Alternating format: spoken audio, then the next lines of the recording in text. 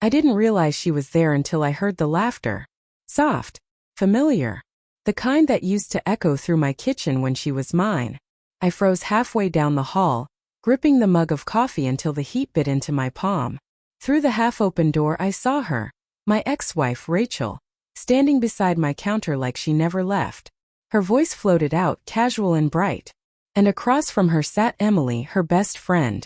The same Emily who'd hugged me at the divorce hearing. Whispered that Rachel didn't deserve me, that I'd heal in time. Now they were here together. Rachel saw me first. "Oh," she said, straightening, eyes flickering with surprise that wasn't quite genuine. "You're home early." "I live here," I said flatly. Emily smiled.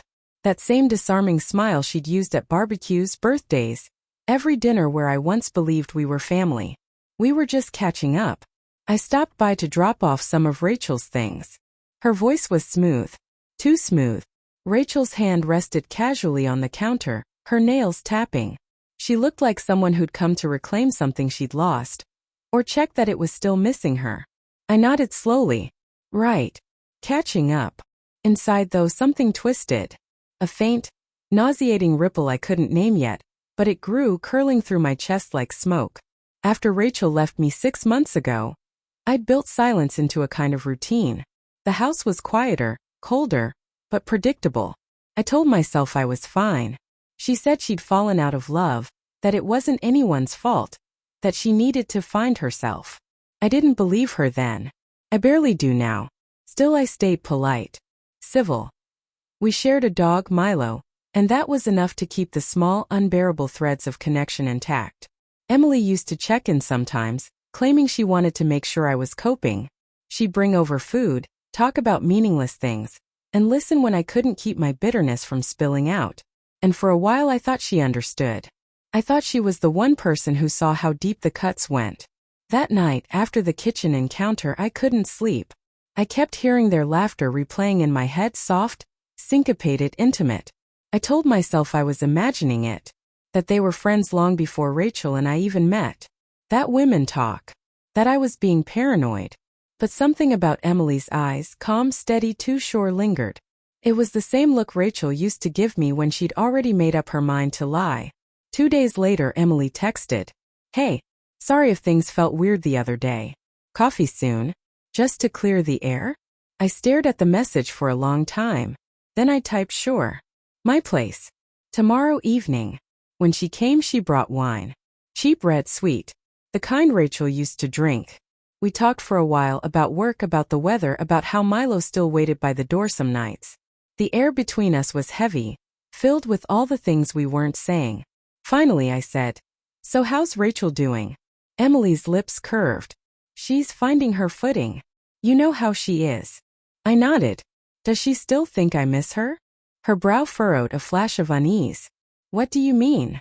I leaned forward, watching her. "She told you that, didn't she? That I'm still hung up on her." Emily didn't answer. She took a sip of wine instead, eyes flicking away. "That's fine," I said quietly. "Let her think that." Then, almost casually, I added, "She shouldn't have come by here with you." Emily's glass paused halfway to her lips. She wanted to pick up her things. "There weren't any things," I said. "She took everything 6 months ago. Even the pictures." A silence stretched between us. Her jaw tightened just slightly. And in that stillness I saw it, the faintest flicker of guilt. I didn't need to ask anymore. After she left, I sat in the dark, staring at the 2 wine glasses on the table. One half empty, one untouched. I could almost hear Rachel's voice in the quiet. "You're too suspicious, Mark. That's why we don't work." But suspicion isn't born from nothing. It's what grows when love has been buried alive and still refuses to die. The next week, Rachel came by again. She said she was here for Milo. I didn't stop her. She stood in the doorway, hesitant.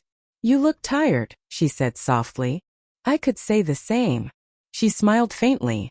"You've moved on, then?" I shrugged. "Trying." "Good," she said. But there was something brittle in her tone. "That's really good." Milo bounded toward her, tail wagging.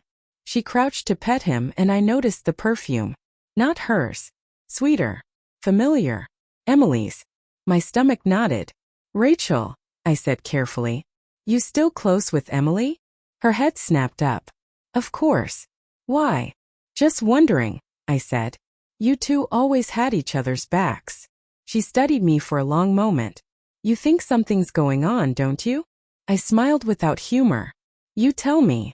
Her expression flickered shock, guilt, then something else. Pity, maybe. I didn't mean for it to happen, she whispered. I didn't move. Didn't breathe. Didn't mean what? Her eyes shimmered. You think you were the only one who felt alone after the divorce? She was there for me. We connected. It wasn't planned. The words were knives, clean and sharp. Emily. Her best friend. It wasn't rage that hit me, it was something colder. A hollow, echoing quiet. I said nothing. Just nodded slowly. Rachel's voice cracked. I shouldn't have told you. I thought you should hear it from me. You think that makes it better? No, she said softly. But maybe it makes it honest. When she left, I didn't stop her. I just stood at the window and watched her walk down the driveway, sunlight glinting off her hair. Off the car parked at the curb. Emily's silver sedan. Rachel got in. They sat there for a moment talking. Then both looked up toward the house. Rachel turned away first. Emily smiled. That slow, knowing smile. And in that moment I understood the twist of it all. Rachel thought I still missed her. That she still had power over me. But she didn't realize the truth. That the ache in my chest wasn't longing. It was loss for something far deeper. Because when Emily walked out of my door that night, she didn't just take Rachel's secrets with her.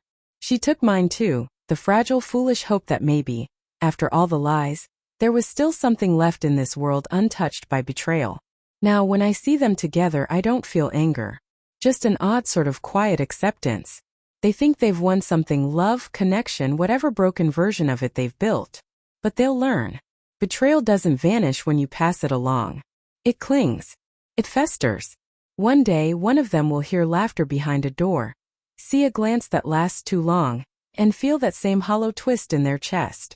And maybe then they'll understand what I felt standing in that hallway, coffee burning my hand, watching a ghost of my past pretending not to be haunted.